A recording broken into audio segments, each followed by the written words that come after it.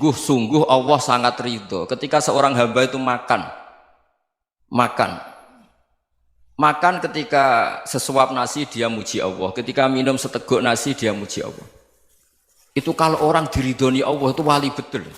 Itu untuk jadi wali itu gampang, kamu makan ridho, kamu ninjak buminya Allah ridho seneng, kamu hidup keseharian aman seneng. Nah ini supaya sampean kita semua ngaji betapa panduan Rasulullah untuk menggapai ridho Allah itu banyak yang keseharian sekali.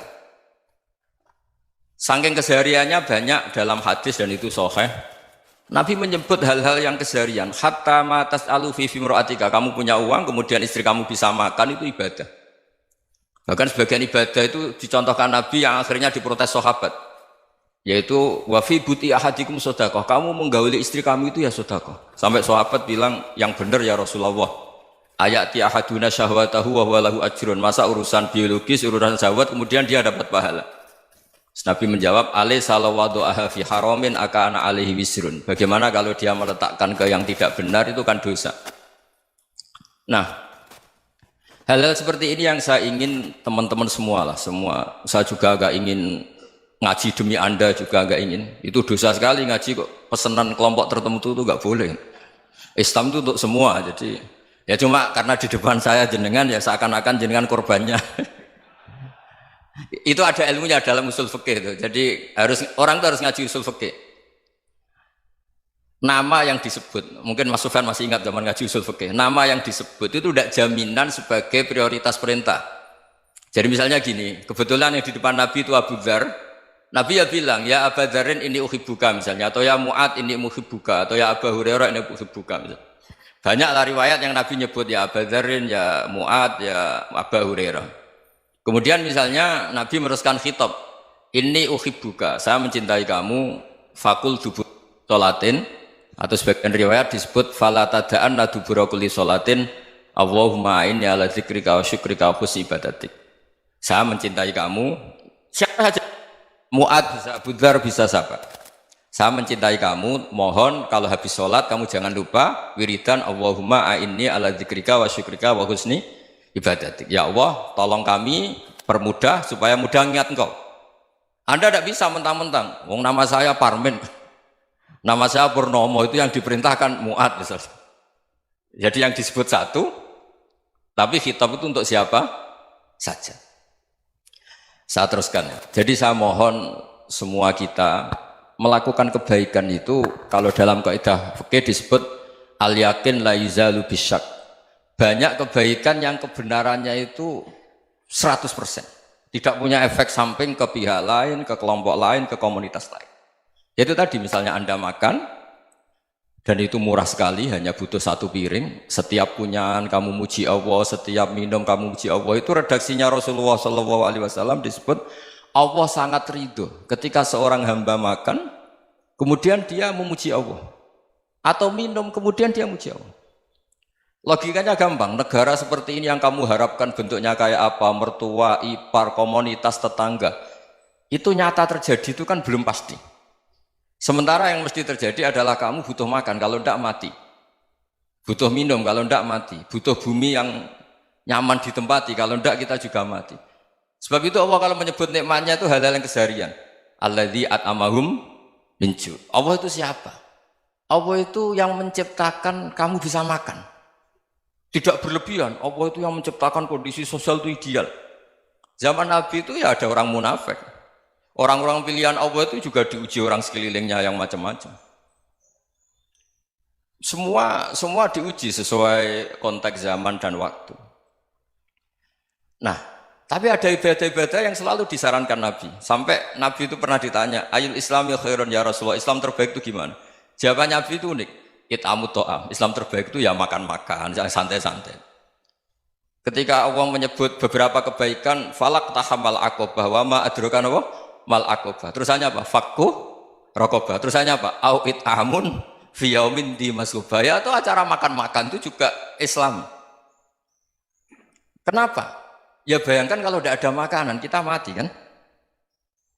Kondisi sosial tidak ideal itu Anda masih gak apa-apa. Tapi kalau Anda tidak makan, Anda tidak minum, Kamu punya istri cerewet masih bisa hidup, punya mertua cerewet masih bisa hidup. Tapi kalau tidak makan bisa mati.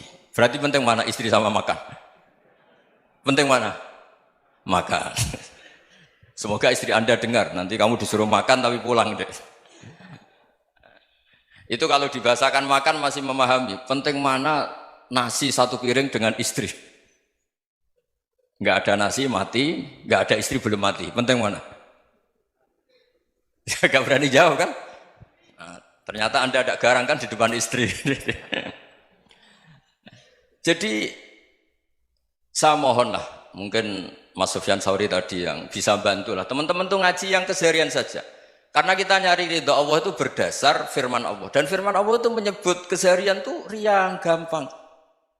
Yaitu tadi misalnya wa min ayatihi manamukum billaili wan nahar. Termasuk ayat-ayat Allah itu kamu tidur. Maka dulu itu ada guyonan, ada tokoh Mu'tazilah, kelompok dalam Islam yang berpikir manusia itu bisa menentukan ikhtiarnya sendiri.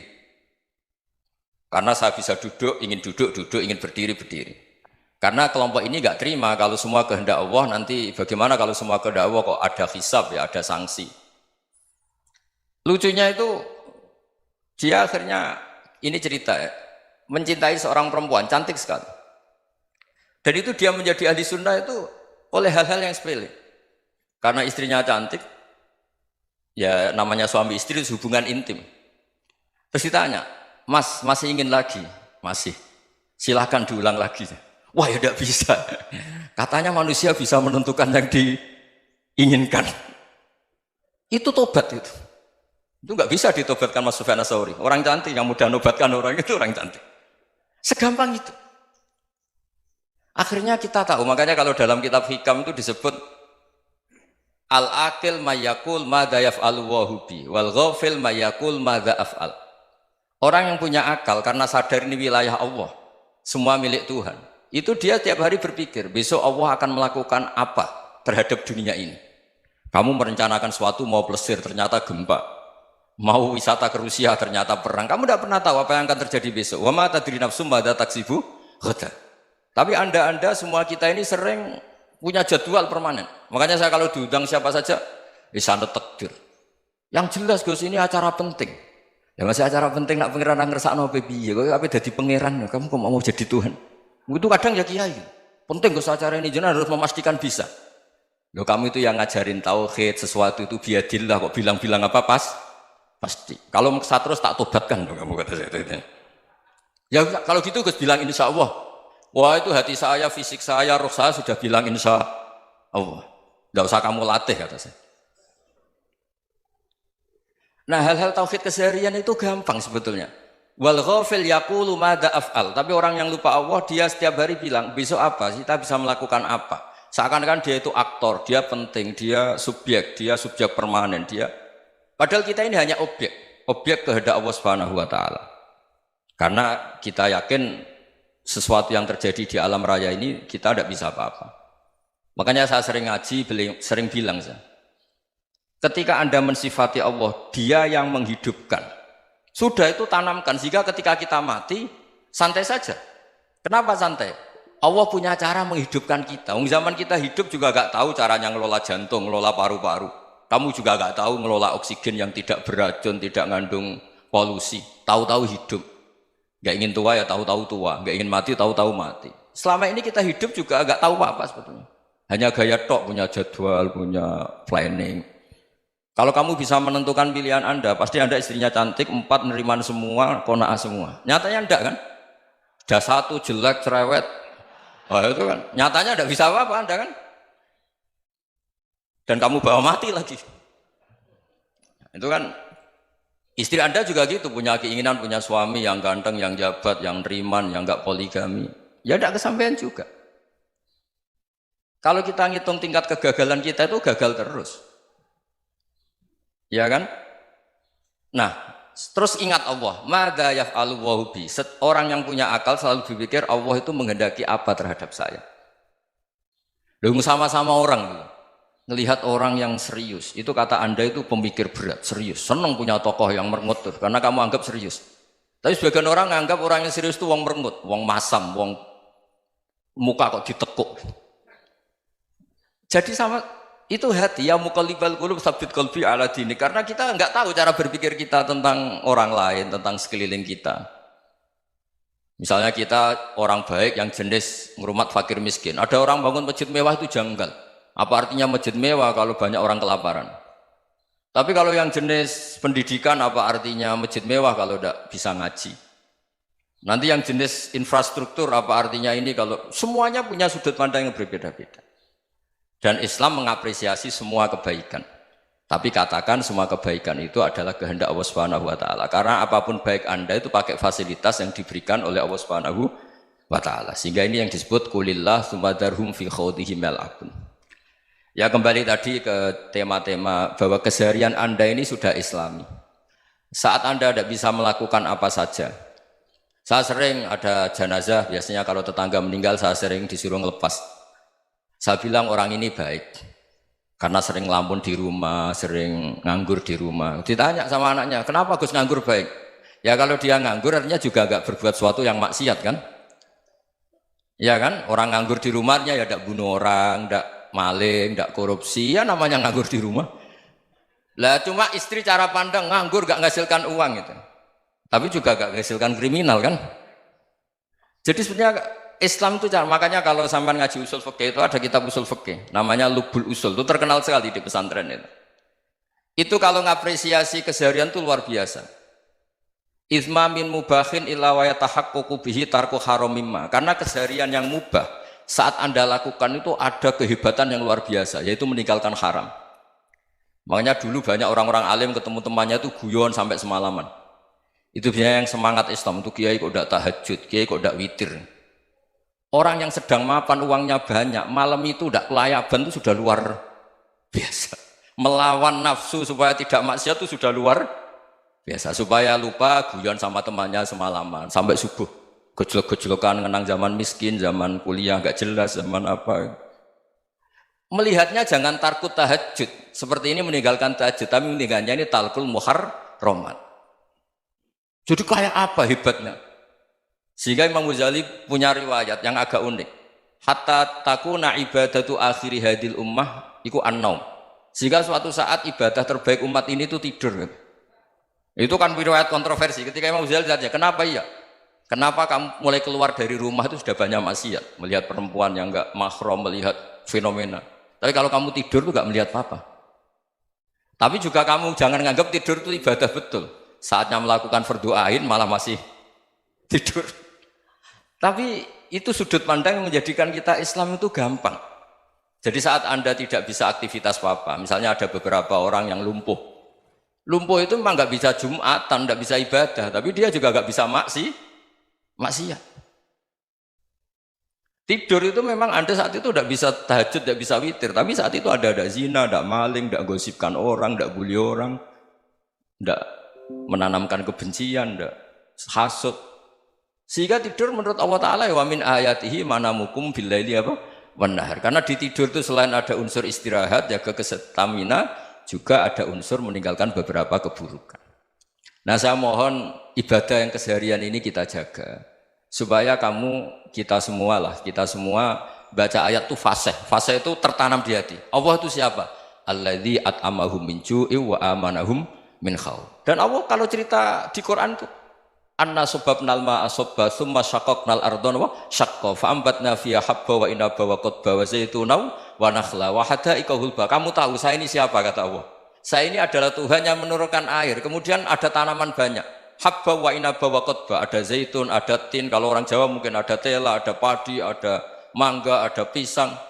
Sudah. Wa inaba wa zaituna wa nakhla wa hadaika hulba. Ada perkebunan yang lebat. Tujuannya apa? Mata Allahkum, silahkan kamu pakai, kamu nikmati. Tapi karena kadang kita ini punya ide-ide besar. Tadi untuk syukur saja nunggu punya istri riman, rumah baik, tetangga baik, komunitas baik, semuanya baik baru syukur. Lama-lama nanti ada di surga, syukurnya nunggu surga paling kelas A. Itu sudah ada yang menghuni Rasulullah, kamu nggak boleh di situ. Masa untuk syukur saja? Repotnya Masya Allah. Jadi mohonlah Quran yang kalau Anda hafalkan juz sama itu kan ada ayat-ayat yang kayak tadi. Ya, fal yang dzuril insanu ila ta'ami. Coba lihat. Apa yang kamu makan ya? Dari mana? Dan untuk mempertahankan hidup kamu keseharian. Jadi jangan kira ibadah itu harus membentuk komunitas yang versi Anda. Ibadah itu harus yang hal yang mulu-mulu. Kesehariannya Anda alami. Loh ini saya tidak bikin-bikin. Saya ngaji bukan karena berdasar pesanan. Itu ayat yang saya baca kan betul ada ayatnya kan. Fal yang dzuril insanu ila ta'ami anna sababnal ma'a sabba thumma syaqqaqnal ardo syaqqa fa ambasna fiha habba wa inaba wa qadba wa zaituna wa nakhla wa hadaika ghulba. Terusannya apa? Mata'al lakum, silakan kamu nikmati. Mata itu silakan kamu nikmati. Ya kayak sampean dikasih hidangan ya makan. Ya sudah makan, habis makan ya minum, habis itu ngantuk ya tidur. Ya sudah normal-normal saja. Kayak apa indahnya Islam? Tapi Anda mencari Islam yang gimana lagi? Nah itu yang diajarkan guru-guru kita, diajarkan sanad kita sampai Wali Songo, sampai Rasulullah SAW. Bahwa pada akhirnya ada jihad, ada perang. Itu dulu memang perang, bukan membunuh, beda. Dulu kita dijajah Belanda ya perang, dan itu normal karena kita dijajah. Jadi ketika orang lain ingin baik sama kita, wa in ahadum minal musyrikin astajaruka ya fa'jirhu hatta yasma'a kalam Allah. Kalau mereka ingin baik ya kita baik. Makanya ada istilah musta'man, mu'ahad. Kalau mereka ingin damai, berdampingan dengan kemajmukan ya itu yang lebih baik. Karena memang Islam menghormati proses perdamaian. Wa in janahu lis-salmi ya fajnah lah. Kalau ingin damai ya kita harus